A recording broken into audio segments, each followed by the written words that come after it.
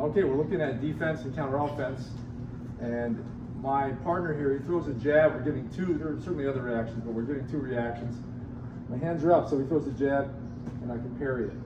He throws a jab, I can slip it. Notice I can step this foot or I can just turn, and as if I was reaching with this hand to touch my opposite knee. That turns my shoulder. So if he throws his jab, the slip is commonly misunderstood. It's the turn of the shoulder more than an idea of a lean. You want your balance to remain, so you just turn your shoulders and let it just barely go over your shoulder. So we take both of those and we say, okay, well, let's hit off of that. So he throws the jab, I parry, throw my cross, because I knocked his hand out of position, out of guard position temporarily, so that I can hit him. He throws the jab again, I slip and I pop back with a cross. Now, alternately, I could do this. He throws a jab and I jab at the same time. You could do that. If you turn his chin, you won't be able to follow up with his cross. So we took those two reactions. Now we go 1-2, the next one, where he throws a jab, cross, I go parry, shoulder roll by itself, just training it. People misunderstood understand the shoulder roll because they tend to turn away. You want to think less of turning and more just bringing the shoulder in the way of the punch. Let this move without your whole body having to turn. The reason why is if he throws the jab cross and I parry and turn this far, now it's going to take longer for me to turn back in and hit him with my cross. My cross is what's loaded up. And so you'd like to have that ready to go quickly. So 1-2, 1-2, and I come back with a 2.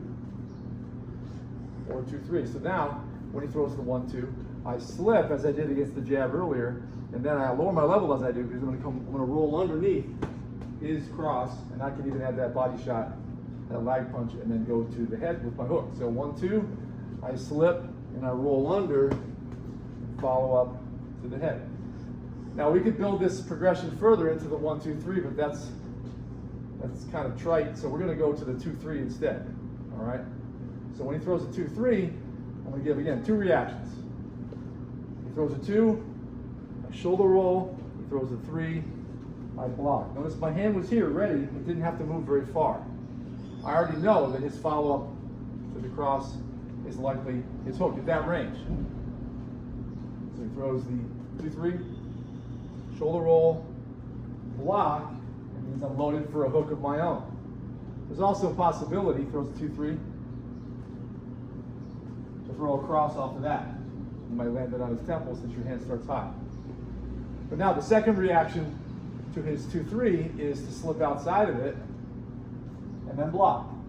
Now what we're going to do, that's against his 3, so we're going to complicate this a little bit and say he might not go to the head, he might go to the body. And so you use this part of it as an exercise in perception. He throws a 2-3, I go slip, and I look at where he's throwing it. If it looks like he's getting down low to throw it, I'll twist a little bit. See, the key to covering your body without dropping your hands is to make sure your hands are up, but then to twist until this elbow converges on that hip. It's closing off your ribs. You don't really care so much if he hit you on the hip, it'll probably hurt his hand. But you don't want him to hit the ribs and the organs and your solar plexus and all that. So when I'm here, he goes 2-3, I slip and I look at where he's going. If he's going, I can, at the very last second, I can just twist a little bit and block it. Otherwise, if he goes to the head, I'm already here. So since I covered the 2-3, now I can throw a 3.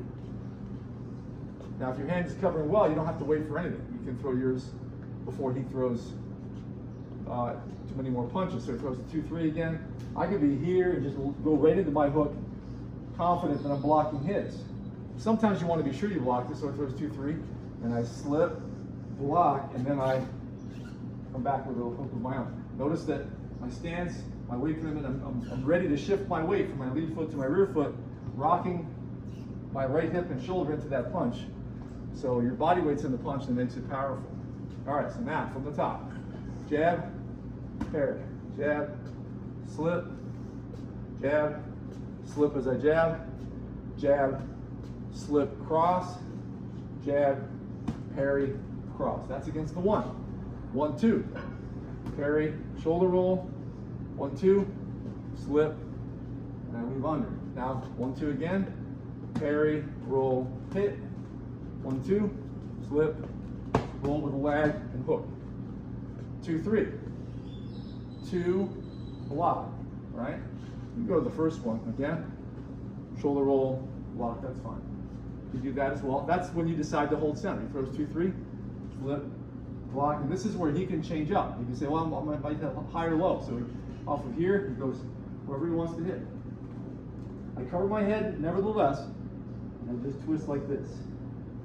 All right, that way it doesn't matter if I know whether it's high or low. 2-3 again, throw wherever you want. Yeah, see? Throw wherever you want. See that? In either case, my hand is up, so I don't have to guess on that. Just twist a bit to my left if I want to cover those ribs.